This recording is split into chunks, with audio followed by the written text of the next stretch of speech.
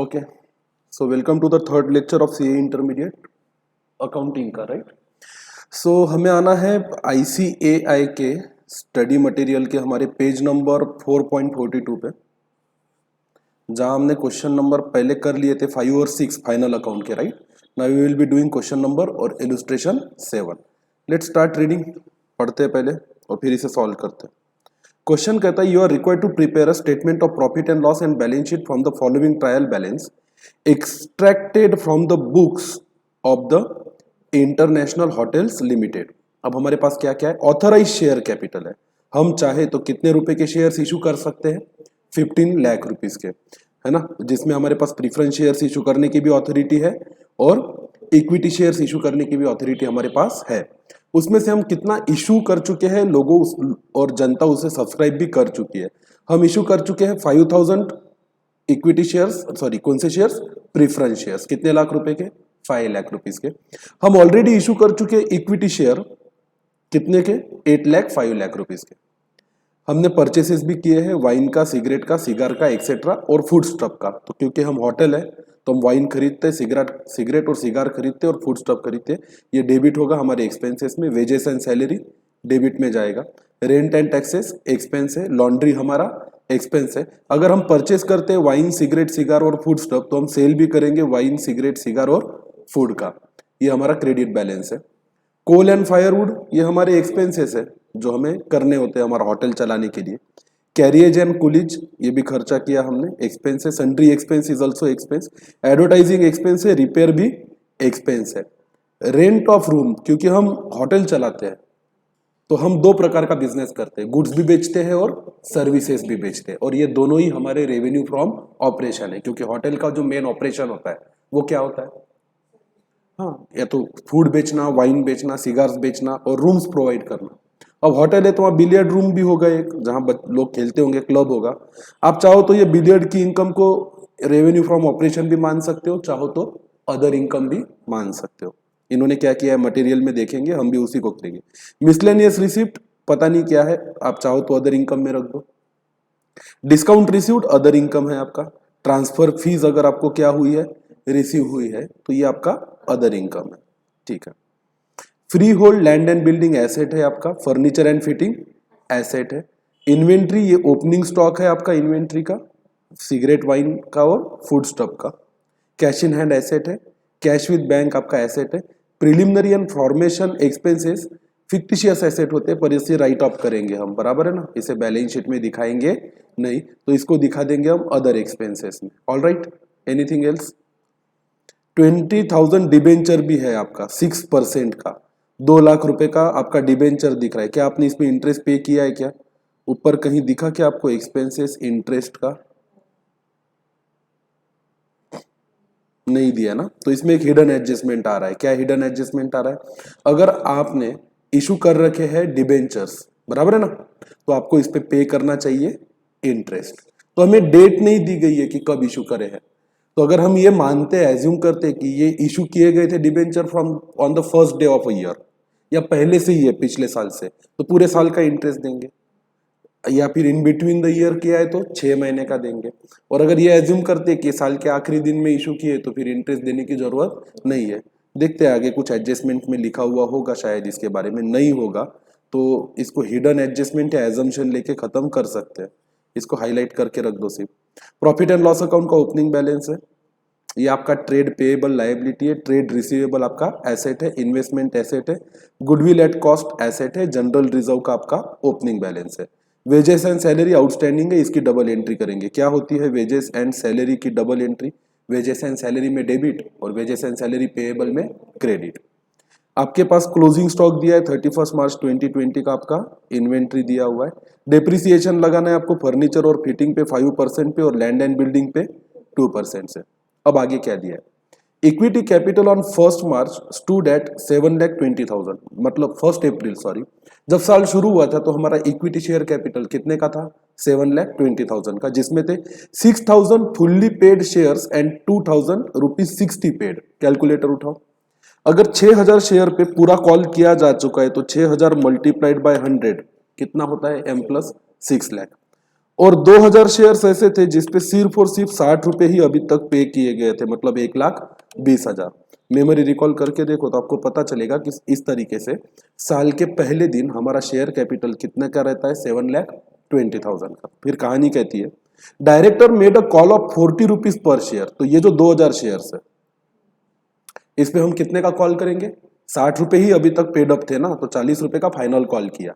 Double entry क्या होती है कॉल करने का, share final call account debit और शेयर कैपिटल को क्रेडिट। ये कर चुके थे हम कौन से तारीख को, 1 अक्टूबर को।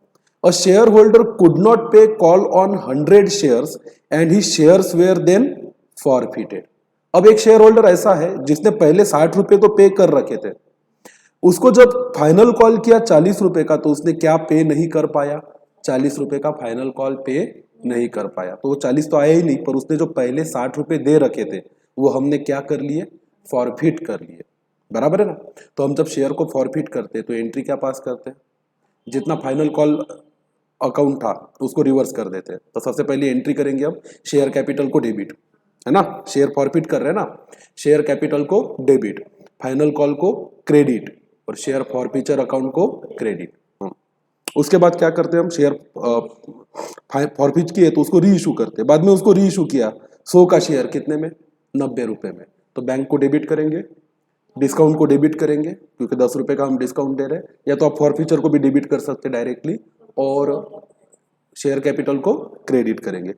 फिर अगर जितने शेयर फॉरफिट किए थे उतना पूरा का पूरा क्या हो चुका है, री इशू, तो उसका डिस्काउंट माइनस करके जो भी बचा वो हमारा क्या कहलाता है, कैपिटल रिजर्व कहलाता है। That is nothing but a capital profit. ऐसा प्रॉफिट जो पूरी तरीके से अब रियलाइज हो चुका है और उसे कैपिटल रिजर्व में ट्रांसफर करना चाहिए। पर जहां तक मैंने ऊपर ट्रायल बैलेंस पढ़ा मुझे कहीं पे भी कैपिटल रिजर्व नाम की चीज दिखी नहीं है। तो कुछ ना कुछ है इस क्वेश्चन में, वो ढूंढना पड़ेगा, देखना पड़ेगा। उसके बाद दिया है the director declare A dividend of 8% on equity share on 2 अप्रैल 2022। साल खत्म होने के बाद डिविडेंड डिक्लेयर किया। क्या करे, अकाउंट में तो इसकी कोई एडजस्टमेंट करनी ही नहीं है। हाँ, by way of a note आप बाद में दिखा सकते हो। ट्रांसफरिंग एनी अमाउंट दैट में be required from general reserve. ठीक है, जो भी अमाउंट चाहिए है वो उन्होंने जनरल रिजर्व में से दी है। आइए फिर हम क्या करते हैं, बनाना स्टार्ट करते हैं प्रॉफिट एंड लॉस अकाउंट और बैलेंस शीट। इसे नाम क्या देंगे अपन, वर्किंग नोट, अपना traditional profit and loss account. हमें नहीं बनाना सीधा सीधा,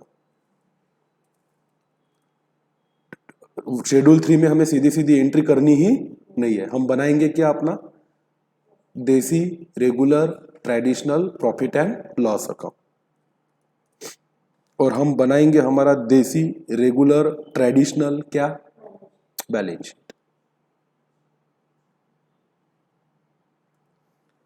particulars amount particulars amount.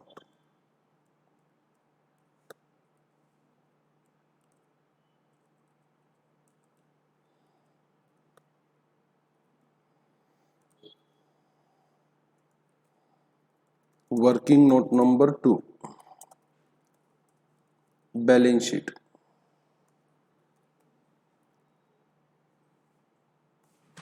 Liabilities, amount, assets, amount.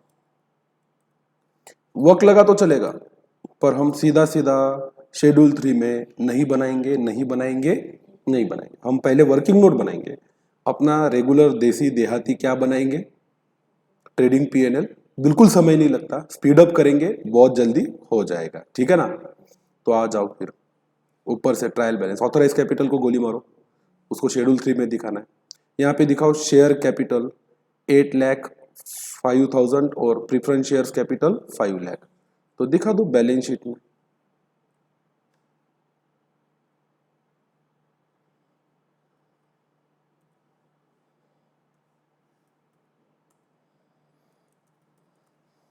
इसको बोलेंगे अपन प्रीफरेंस शेयर कैपिटल। मैं तो पीएससी लिखता हूं शॉर्ट में। कितना है प्रीफरेंस शेयर्स कैपिटल, 5 लाख का। उसके नीचे इक्विटी शेयर कैपिटल ईएससी लिखूंगा मैं एकदम शॉर्ट में, कितना 8,05,000। इसके नीचे एक लाइन छोड़ देना सिर्फ। क्यों? क्योंकि वो सब शेयर फॉरफीचर का वगैरह कोई एडजस्टमेंट या अकाउंट ट्रायल बैलेंस में मुझे नजर नहीं आए, तो हो सकता है कुछ निकल आए उसमें। उसके बाद परचेसेस 45,800 और 36,200। तो आ जाओ ऊपर, अपने पास ट्रेडिंग PNL है, उसमें डेबिट करते हैं। परचेस दो चीजों का है हमारे पास। किस किस का परचेस है भाई? Wine, cigarette, cigar. वाइन ही लिख दो क्योंकि ये वर्किंग नोट है। 45,800 और नीचे किस चीज का? फूड का 36,200। चलते चलो फटाफट, समय नहीं लगाने का। इसके बाद वेजेस एंड सैलरी 28,300। इसमें एडजस्टमेंट है, पढ़ा था क्या ऊपर? वेजेस 28,300। इसका पूरा नाम लिख देते हैं, वेजेस एंड सैलरी। अंदर के कॉलम में लिखो क्योंकि कुछ तो भी आउटस्टैंडिंग दिखा था। लॉन्ड्री में कोई एडजस्टमेंट नहीं है, बाहर लिख लो। कितना है लॉन्ड्री का एक्सपेंसेस? 750। लॉन्ड्री के बाद है सेल्स। तो जैसे परचेज दो चीजों के है, वैसे ही हमारे पास सेल्स भी दो चीजों का है। इधर भी इनर आउटर कॉलम बना लो।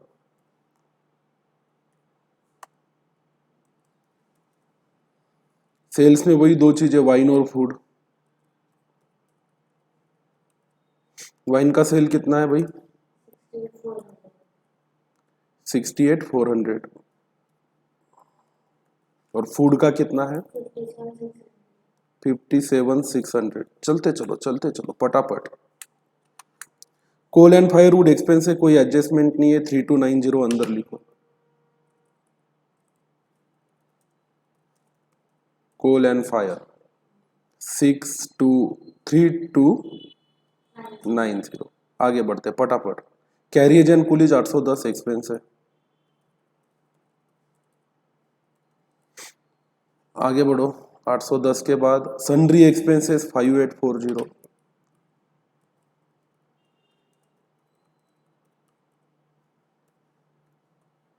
ऐसा इसलिए करना है क्योंकि इससे कॉन्फिडेंस आता है कि हमारा आंसर सही है। 8360 एडवर्टाइजिंग 8360। एडवर्टाइजिंग के बाद है रिपेयर्स 4250।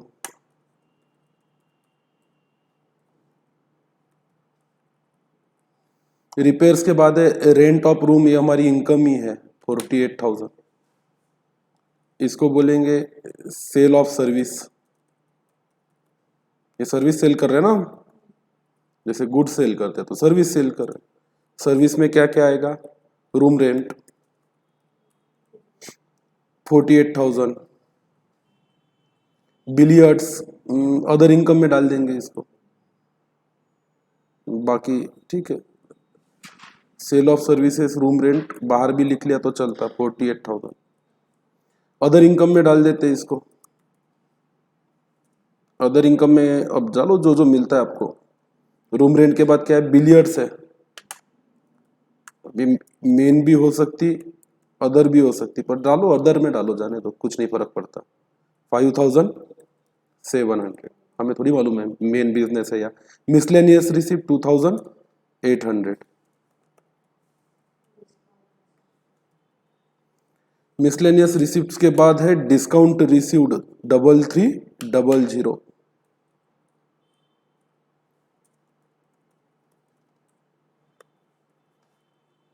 3300 के बाद ट्रांसफर फी है 700 रुपीज।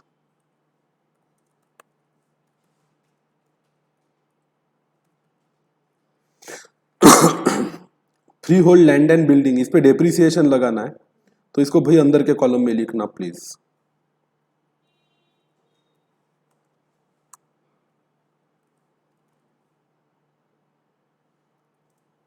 लैंड एंड बिल्डिंग कितना है? लैंड एंड बिल्डिंग 8,50,000 अंदर के कॉलम में आएगा, राइट।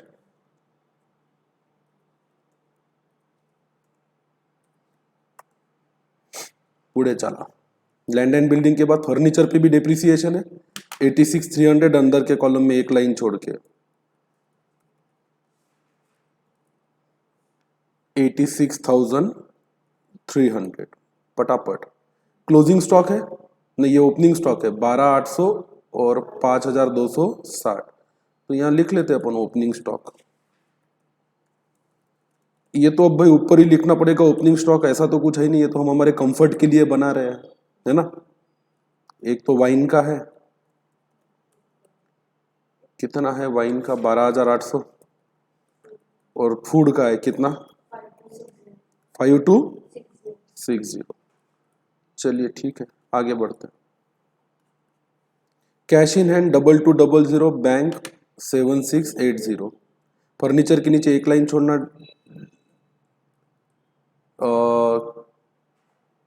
कैश 2200, अंदर के कॉलम में लिखा तो भी चलेगा, कैश बैंक की टोटल करके बाहर लिख देंगे, क्योंकि हमें तो इसको वैसे भी शेड्यूल 3 में कंबाइन करके ही दिखाना है। 76,380। All right, preliminary expenses PNL के डेबिट में उठा के डाल दो भाई, बैलेंस शीट में इसको दिखाना नहीं है।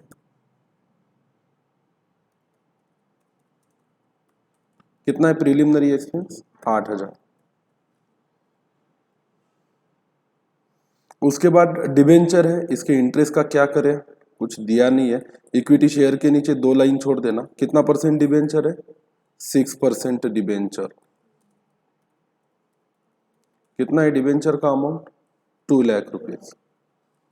कीप ऑन गोइंग पटाख से। पीएनएल नीचे बना लो, profit and loss appropriation account.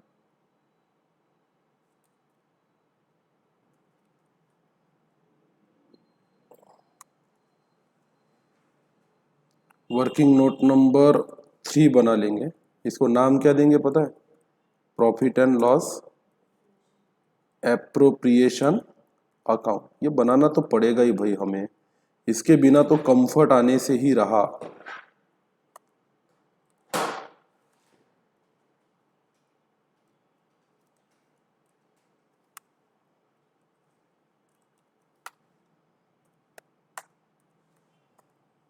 कितना है opening balance 41,500।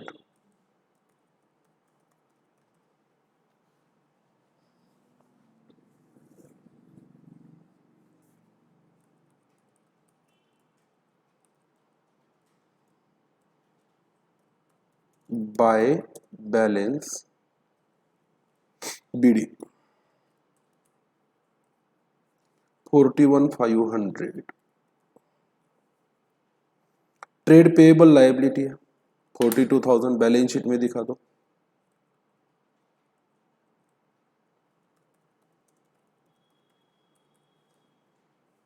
$42,000।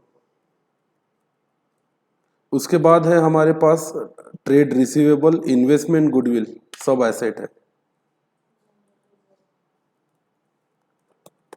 Trade receivable, investment और गुडविल। ट्रेड रिसीवेबल कितना है भाई 19,260। इन्वेस्टमेंट कितना है हमारे पास 272,300। गुडविल की वैल्यू है हमारी 5 लाख। ठीक, और हमारे पास जनरल रिजर्व है, इधर दिखा दो।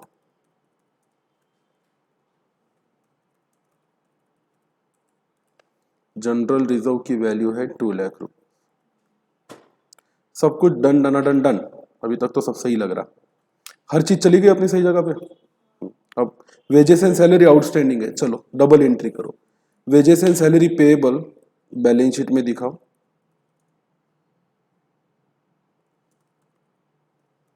या फिर इसको नाम दे दो आउटस्टैंडिंग वेजेस एंड सैलरी। कितना है 1280।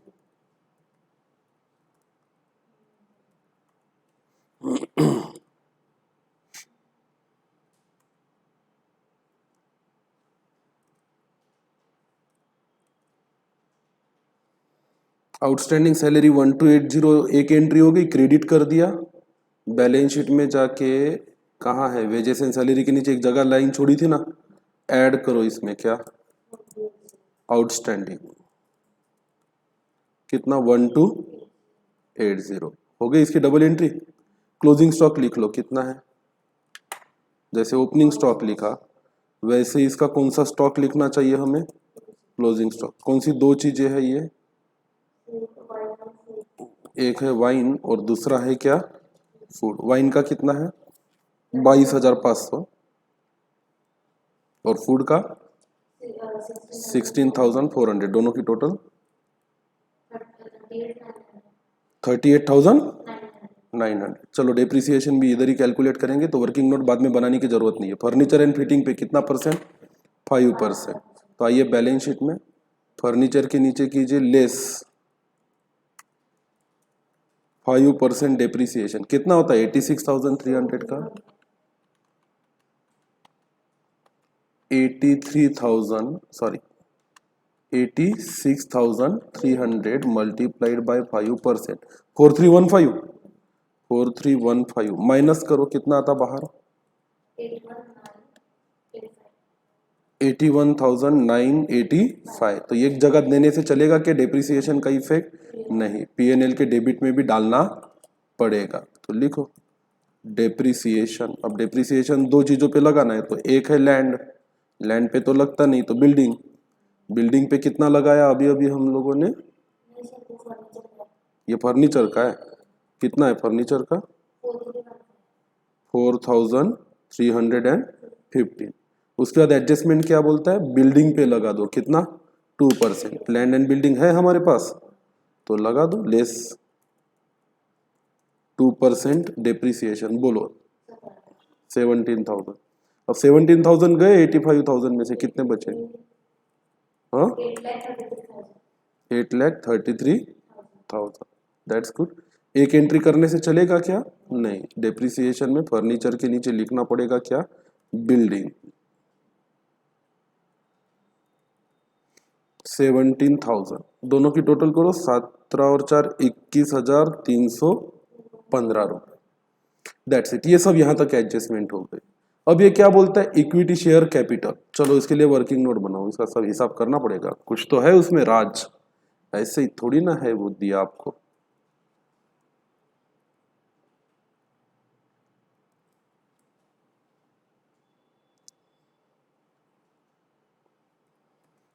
पहले ये देख लो भाई सब कुछ सही हो गया या नहीं हुआ, तो सब आ गया क्या इसमें,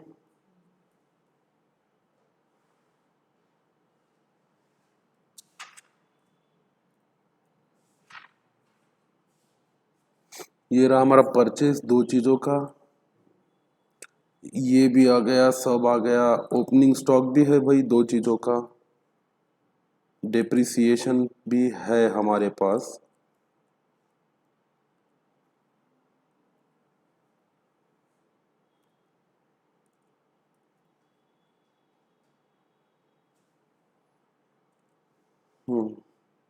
सेल्स भी है,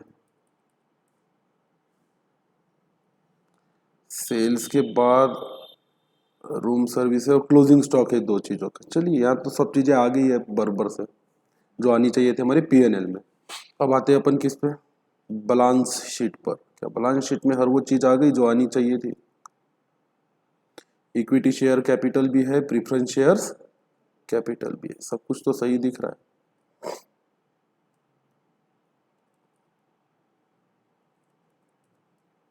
ठीक है चलो फिर एक लास्ट नोट बची है, देखते हैं उसका क्या करना चाहिए, क्या दिया है क्या नहीं दिया है।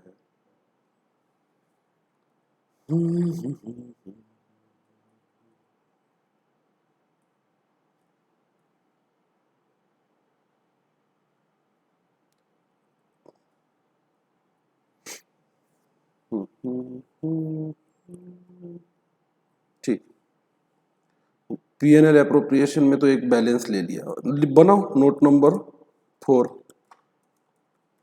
Note on share capital.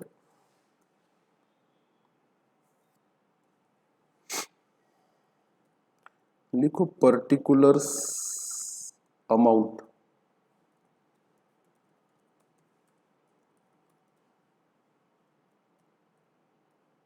कुछ क्रॉस वेरिफिकेशन करते हैं।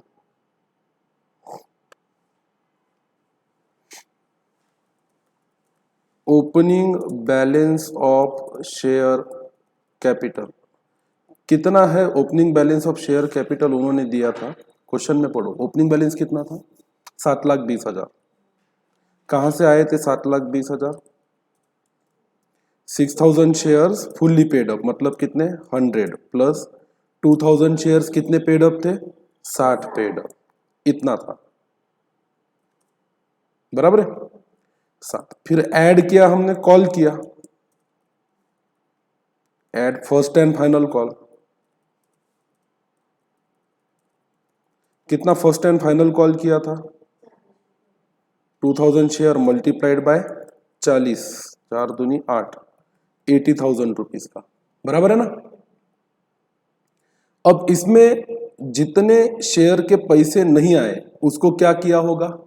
फॉरफिट किया होगा, तो उससे शेयर कैपिटल घट जाएगा। तो इसकी टोटल कर लेते हैं। फाइनल कॉल करने के बाद शेयर कैपिटल जाके पहुंच गया होगा हमारा कितने पे? 8 लाख रुपए पर। तो लेस करेंगे 100 शेयर्स पूरे कॉल अप हो चुके थे, मल्टीप्लाइड बाय ₹100 ईच फॉरफिटेड।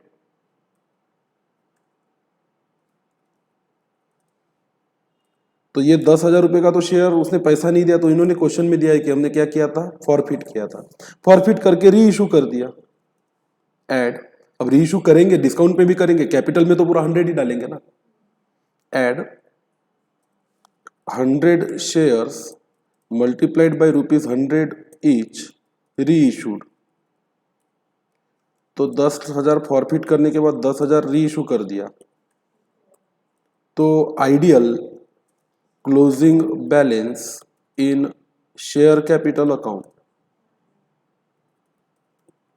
कितना होना चाहिए था? शेयर कैपिटल अकाउंट में बैलेंस 8 लाख होना चाहिए था। गिवन क्रेडिट बैलेंस इन ट्रायल बैलेंस कितना है? 8,05,000, तो गड़बड़ है। और साथ ही साथ note, if shares where forfeited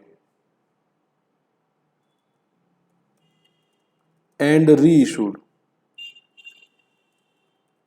there must be balance in share forfeiture account और in capital reserve। ये सबसे इंपॉर्टेंट चीज है कि भाई शेयर अगर फॉरफिट किए हैं और री इशू किए हैं तो वहां कुछ ना कुछ तो बैलेंस होना चाहिए था, share forfeiture account and capital reserve में। But in trial balance there is no such account. कोई ऐसा अकाउंट नहीं, ऐसा होता नहीं है जनरली। अगर किसी ने 60 रुपए पे कर रखे थे, उसने 40 ही नहीं दिए ना, तो हमने तो उसके 60 रुपए हड़प लिए। 60 रुपए हड़प लेने के बाद वो शेयर 100 का 90 में इशू किया, तो 60 में से 10 का ही लॉस हुआ। कहीं ना कहीं 50 रुपए का तो क्या है, हमारा कैपिटल प्रॉफिट है। और उसके बारे में कोई जानकारी कहाँ नहीं नजर आ रही है? ट्रायल बैलेंस में। इसलिए डाउट आया, इसलिए पूरा हिसाब करके देखना पड़ा कि अगर opening balance of share capital 7,20 था, final call, first and final क्या पता है हमें? हमें पता नहीं, फाइनल कॉल था ये। फाइनल कॉल किया तो शेयर कैपिटल बढ़ के हो गया कितना? 8 लाख। फिर अगर फॉरफिट किए तो 10,000 से कम हो गया, फिर री इशू किए तो 10,000 से बढ़ गया। आइडियल क्लोजिंग बैलेंस इन शेयर कैपिटल अकाउंट कितना रहना चाहिए था? 8 लाख, पर है कितना? 8,05,000, बराबर है? ठीक है, आगे आते हैं। जर्नल एंट्रीज करके देखनी पड़ेगी for the forfeiture and reissue of shares of 100 shares। ये करके नहीं देखेंगे तो कैसे कॉन्सेप्ट क्लियर नहीं होगा कि एग्जैक्टली करना क्या है।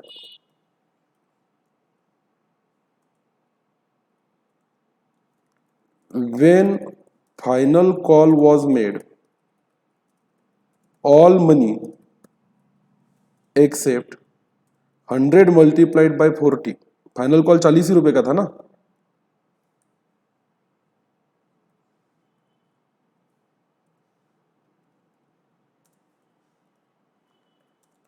is equal to 4,000 were received. Hence,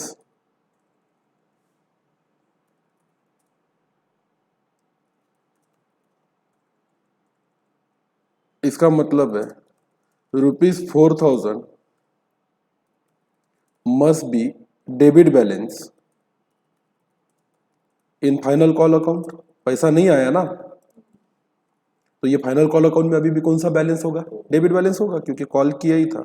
तो आते हैं अपन यहाँ से आगे जर्नल एंट्री करते हैं, पर्टिकुलर्स डेबिट क्रेडिट। तो ये सब समझने वाली बात है, उसके बिना नहीं होता। तो फॉरफीचर करते वक्त क्या एंट्री पास करेंगे अपन? सबसे पहले शेयर कैपिटल को डेबिट, और ये डेबिट करेंगे भाई 100 शेयर्स मल्टीप्लाइड बाय 10। कितना? 10,000 नहीं, 10,000।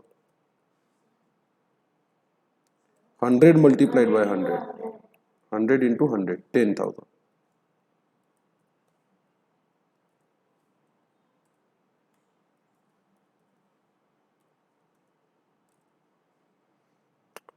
टू क्रेडिट किसको करेंगे?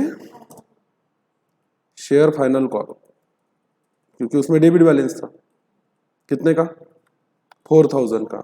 टू शेयर फॉरफीचर अकाउंट, कितना बैलेंसिंग फिगर? How much?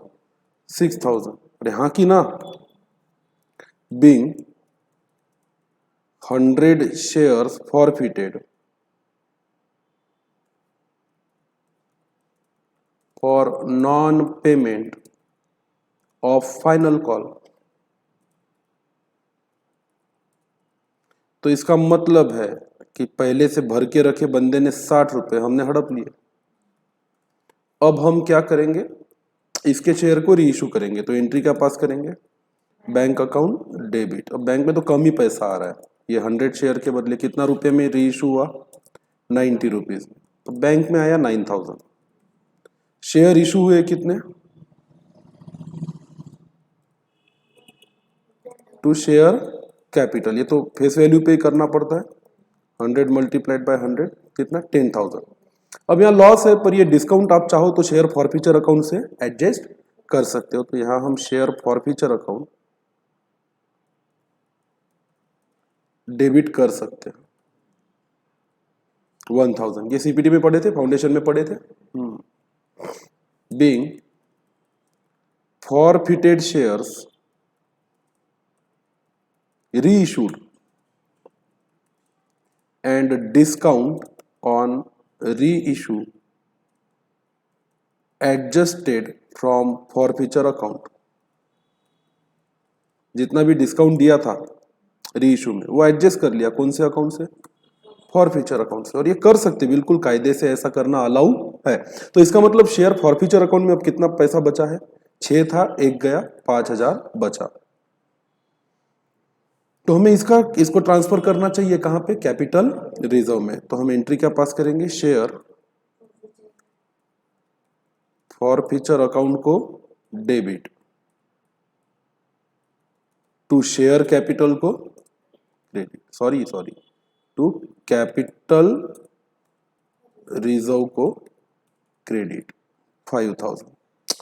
तो भाई अब दिक्कत ये है इस क्वेश्चन में कि कैपिटल रिजर्व में बैलेंस दिखना चाहिए 5,000, तो दिख नहीं रहा, और शेयर कैपिटल में 8 लाख दिखना चाहिए, जो दिख रहा है 8,05,000। इसका मतलब है कि अकाउंटेंट ने कोई ना कोई गड़बड़ की है। जो अमाउंट क्रेडिट होनी चाहिए थी कैपिटल रिजर्व में, वो क्रेडिट हो गई शेयर कैपिटल। तो हम उसको सुधार लेते हैं। Being capital profit transfer to capital reserve. अब यहां पे लिखेंगे पॉइंट टू बी नोटेड। अब ऐसे पॉइंट एग्जाम में ध्यान में आए तो अच्छा है, लिखो यहां पे point to be noted. As per above working, share capital या equity share capital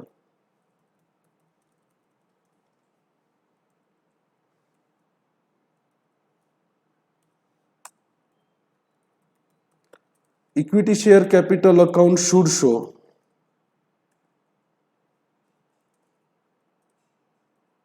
credit balance of rupees 8 lakh and capital reserve account should show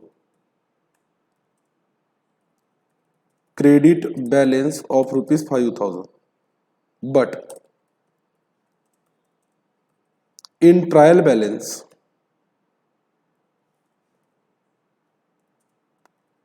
there is no capital reserve account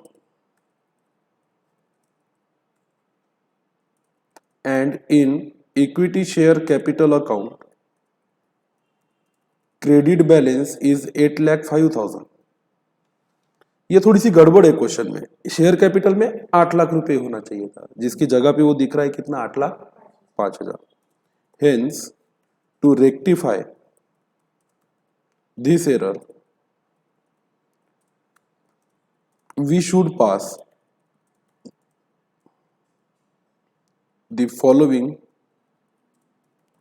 journal entry. एक journal entry pass कर दो और इस error को क्या कर दो, रेक्टिफाई कर दो।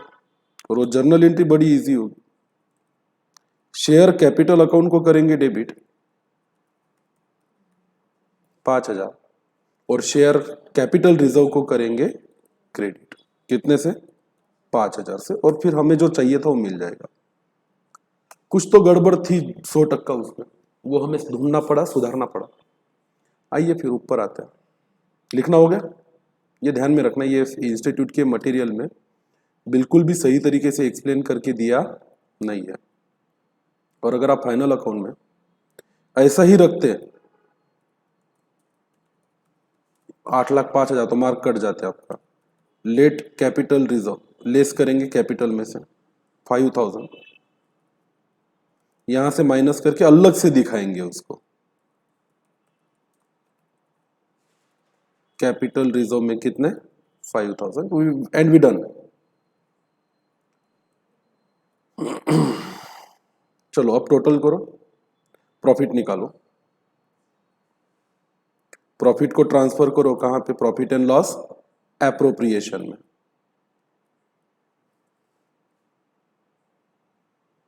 आ जाओ फिर सबके पीएनएल बन के, पीएनएल को टैली करो। फिर फॉर्मेट में डालते बैठेंगे उसको।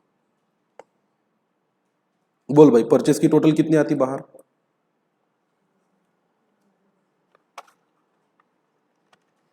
45,800 प्लस 36,200, 82,000 राइट। 28,300 प्लस 1,280, 29,580। यहां पर 12,800। पहले इनर आउटर कॉलम कर लो। 5,260, 18,060। डेप्रिसिएशन तो ले ही लिया अपन ने बाहर। इनकम की टोटल करो, 68,400 प्लस 57,600, 1,26,000 तो गुड्स का सेल है, प्लस 48,000। अदर इनकम की टोटल कर लो, 5,700 प्लस 2,800 प्लस 3,300 प्लस 700, 12,500। सबकी टोटल करो, 12,500 प्लस 38,900 प्लस 48,000 प्लस 1,26,000, 2,25,400, 2,25,400। तो भाई इधर की भी टोटल चाहिए 2,25,400। तो इसको हम बोलेंगे क्या, प्रॉफिट बिफोर एप्रोप्रिएशन।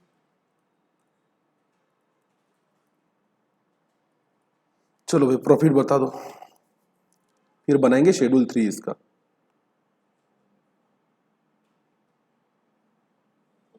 कितना आता प्रॉफिट?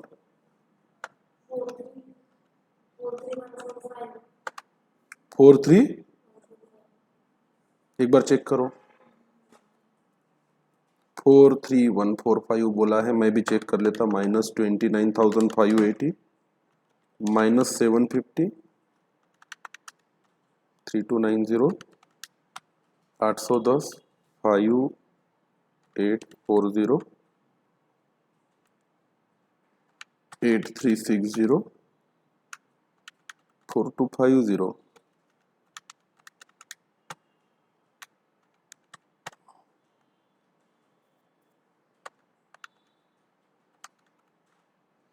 नहीं, मेरा तो अलग है। कितना है तेरा? पक्का?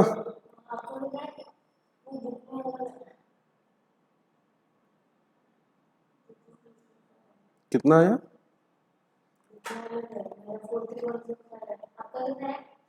नहीं, मेरा भी अलग है।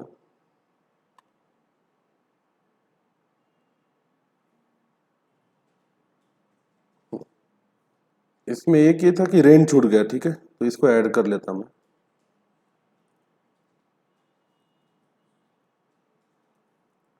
रेंट, रेट्स एंड टैक्सेस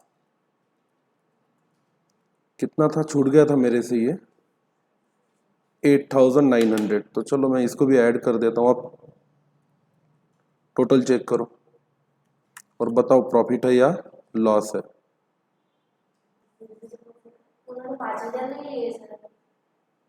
चलो इसमें एक एडजस्टमेंट और करना है हमें। कौन सा? हिडन एडजस्टमेंट, इंटरेस्ट का। ऐड करो।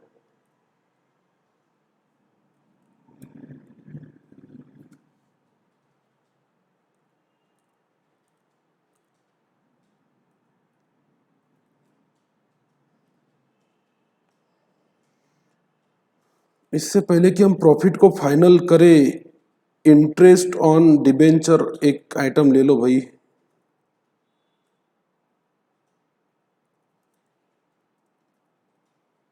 यहीं पे वर्किंग कर लो। कितना है डिबेंचर बैलेंस शीट में? कितने परसेंट का?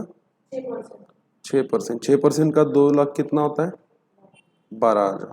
तो एक्सपेंस में डेबिट और out interest on debenture payable है ना? आउटस्टैंडिंग इंटरेस्ट 12,000 बैलेंस शीट में क्रेडिट। अब इसके बाद देखो,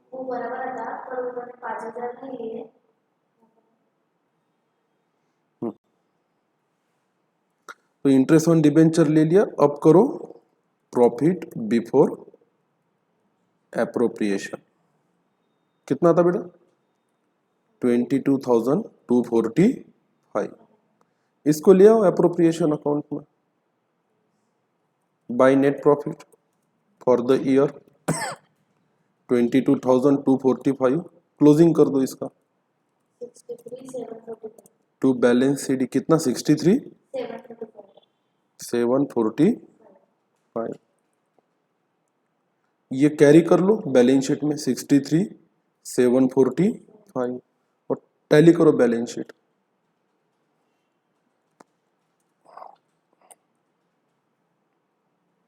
सिक्सटी थ्री 745। चलो भाई, भगवान का नाम लो और बताओ बैलेंस शीट टैली होती या नहीं होती।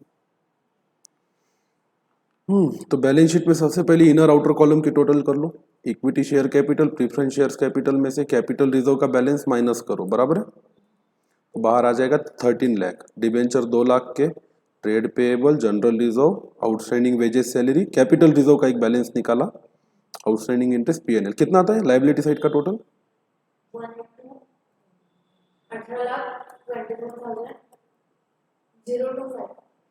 025 1824 025।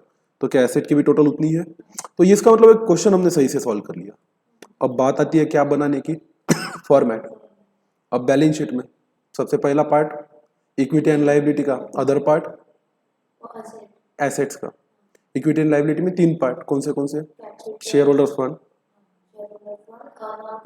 नॉन करंट लायबिलिटी और करंट लायबिलिटी। और इधर नॉन करंट असेट्स और current asset, non current assets में प्लांट प्रॉपर्टी इक्विपमेंट और इंटेंजिबल असेट्स, क्योंकि गुडविल भी है हमारी इसमें। और फिर इधर करंट असेट्स में बाकी सब आएगा, ये कैश, बैंक, ट्रेड बैलेंस और इन्वेस्टमेंट। तो चलो बनाना स्टार्ट करते हैं, प्रैक्टिस ही करनी है हमें, बनाना तो पड़ेगा। तो फॉर्मेट बनाइए आप सबसे पहले, और नोट्स का भी फॉर्मेट बना लीजिए। जो लोग ऑनलाइन वीडियो देख रहे हैं वो होल्ड कर लीजिए और बना लीजिए पहले फॉर्मेट।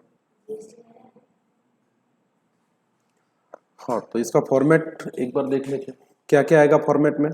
इक्विटी एंड लायबिलिटी में आपके पास आएगा शेयर होल्डर फंड, उसमें आपके पास दो चीजें, शेयर कैपिटल भी है, रिजर्व एंड सरप्लस भी है। शेयर कैपिटल में भी दो पार्ट है, कौन से, इक्विटी भी है, प्रीफरेंस भी है ना। लॉन्ग टर्म बोरोइंग में आपके पास क्या है, डिबेंचर्स है, राइट। करंट लायबिलिटी में आपके पास ट्रेड पेएबल है ना। तो आपने जो बैलेंस शीट बना के रखी है, कौन सी बैलेंस शीट, अपनी ट्रेडिशनल टी शेप की क्या बैलेंस शीट, बस उसी को बेस बना के लिखना है। ज्यादा डिटेल्स नोट्स में नहीं भी लिखे तो भी चलेगा। Examiner is going to firstly going to see the face and your working. Notes are important but it's okay if you sacrifice some of the disclosure, उससे कोई फर्क पड़ेगा नहीं। ट्रेड पेएबल है तो भाई आपके पास देखो लायबिलिटी साइड में मुझे क्या नजर आ रहा है, ये आपका शेयर कैपिटल, शेयर कैपिटल के शेड्यूल में चला जाएगा, बराबर है। Capital reserve, reserve and surplus, debenture long term में जाएगा, ट्रेड पेएबल नॉन करंट में जाएगा, जनरल रिजर्व रिजर्व में जाएगा। अभी आउटस्टैंडिंग वेजेस एंड सैलरी है, ये कहाँ आएगा, other current liability, other current liability. Capital reserve, reserve and surplus, outstanding interest again other current liability, क्योंकि अभी अभी देना है आपको। Profit and loss account, reserves and surplus, तो ये पूरी चीज जहां डालनी है वहां डाल देने की, राइट। लैंड एंड बिल्डिंग आपके एसेट साइड में जाएगा, प्लांट प्रॉपर्टी एंड इक्विपमेंट, ये पीपीई में डालना। ये आपका फर्नीचर भी कहाँ डालना, पीपीई में। ये ऐसा ही कॉपी करके रख देने का, और नहीं कुछ लिखा इतना डिटेल तो भी चलेगा, ऑलरेडी हम ऊपर वर्किंग कर चुके हैं। रेफर नोट नंबर क्या 3, टोटल करके डाल दो। बाद में आपका करंट इंटेंजिबल असेट में आपके पास गुडविल है, गुडविल ये आपका इंटेंजिबल असेट में जाएगा। आपके पास और एक फिक्स असेट है जो ना तो फिक्स असेट है ना तो इंटेंजिबल असेट है, पर आपका नॉन करंट क्या है, इन्वेस्टमेंट है, तो ये इन्वेस्टमेंट आपको इन्वेस्टमेंट में लिखना है, और ये गुडविल इंटेंजिबल में। तो ये चीज ये भी चली गई, ये भी चली गई, इसको भी जगह मिल गई और इसको भी जगह मिल गई। कैश बैंक बैलेंस और ट्रेड रिसीवेबल, ये सब क्या है, इन्वेंट्री, ट्रेड रिसीवेबल और cash and bank balance. Balance sheet कैसे क्या टैली होगी जब क्लोजिंग स्टॉक ही नहीं है इसमें, तो मैंने नहीं लिया ना, एक बार याद दिला देना था मुझे, मैंने तो आपने टोटल बोली मैंने लिख ली। वैसे क्लोजिंग स्टॉक का डबल एंट्री करना चाहिए था।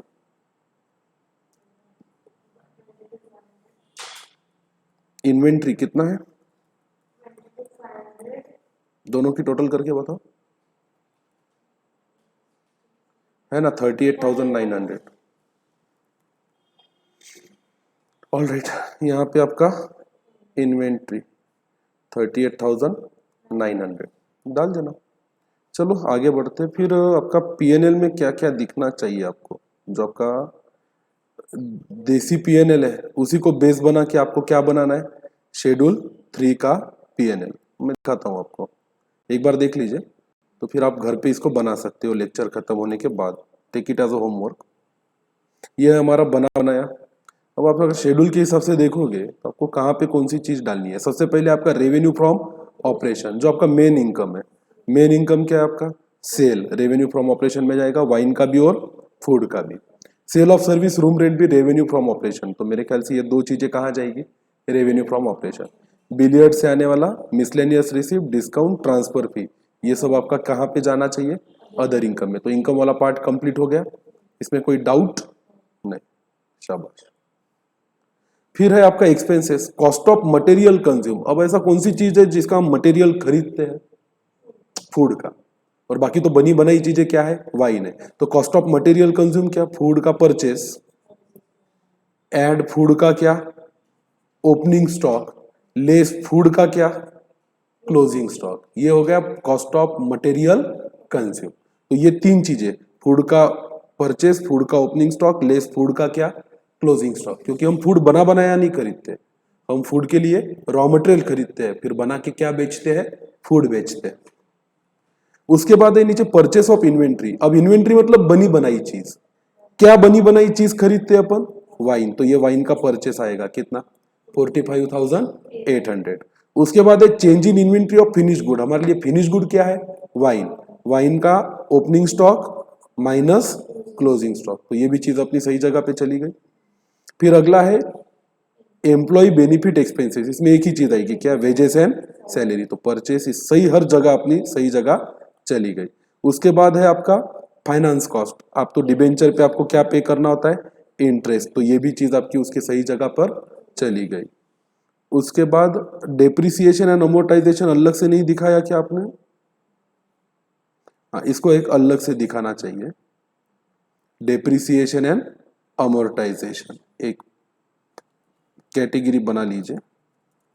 ये हमें हमारे रेगुलर मतलब टी शेप पीएनएल से ही पता चलता है कि क्या क्या सब कैटेगरीज यहाँ पे आनी चाहिए। इसमें आप ये डेप्रिसिएशन एंड अमोर्टाइजेशन में क्या इंक्लूड करोगे? फर्नीचर और बिल्डिंग का डेप्रिसिएशन, ये भी चला जाएगा। अब बचा क्या? ये सब अदर एक्सपेंसेस है। Laundry other expense, coal and fire other expense, rent rate and taxes other, carriage other, sundry expenses other, advertisement other, repair other, preliminary expenses other. सब अपनी सही जगह पे चले गए। फिर बचा ही क्या? कुछ नहीं बचा। देख देख के बना लेना है। वैसे ऐसे है कि स्टडी मटेरियल से आप थोड़ा सा हिंट ले सकते हो, जिसको कंप्लीट कर सकते हो। तो that is your homework for the day. इसको शेड्यूल में देख कर, मटेरियल से देख के बनाने की क्या करनी है? कोशिश करनी है। और सबके क्या ड्रॉ करने? शेड्यूल्स आपको ड्रॉ करने। That's enough from my side for the day. कल मिलेंगे नए क्वेश्चन के साथ अगले लेक्चर में। तब तक के लिए बाय बाय।